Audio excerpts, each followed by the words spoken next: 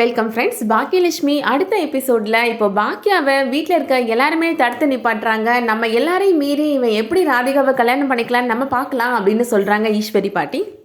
ஆனால் பாக்கியா யார் சொல்கிறதையும் கேட்கவே இல்லை. கோபிகிட்ட சொல்கிறாங்க, இனிமேல் உங்களுக்கு பிடிச்ச வாழ்க்கையை நீங்கள் வாழ்ந்துக்கோங்க. இனிமேலும் உங்களை நம்பி ஒரு முட்டாளா ஏமாலியாக நான் இந்த வீட்டில் இருக்க விரும்பலை அப்படின்னு சொல்லிட்டு வீட்டை விட்டு வெளியேறிடுறாங்க.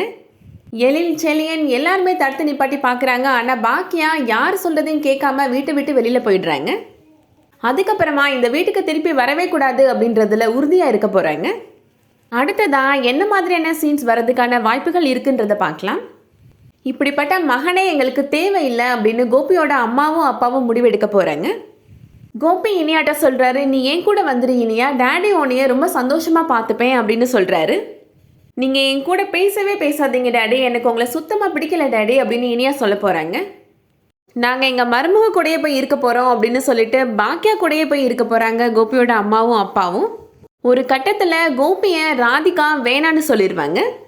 ராதிகாவுக்காக சொந்த குடும்பத்தை இழந்து கடைசியாக இப்போ ராதிகா கூடயும் சேர்ந்து வாழ முடியாமல் கோபி தனிமரமாக நிற்க போகிறாரு. இந்த மாதிரியான காட்சிகள் தான் இனிமேல் வரப்போகுது. கோபியோட இனிமேல் வாழ போகிறதில்ல அப்படின்ற முடிவில் பாக்கியா ரொம்ப உறுதியாக இருக்க போகிறாங்க. அவங்க உழைச்சி சம்பாதிச்சு மிகப்பெரிய தொழிலதிபர் ஆக போகிறாங்க. இந்த மாதிரியான காட்சிகள் தான் இனிமேல் வரப்போகுது. இந்த வீடியோ உங்களுக்கு பிடிச்சிருந்துச்சுன்னா லைக் பண்ணிக்கோங்க. சீரியல் அப்டேட்ஸ்க்கு நம்ம சேனலை சப்ஸ்கிரைப் பண்ணிக்கோங்க. தேங்க்ஸ் ஃபார் வாட்சிங்.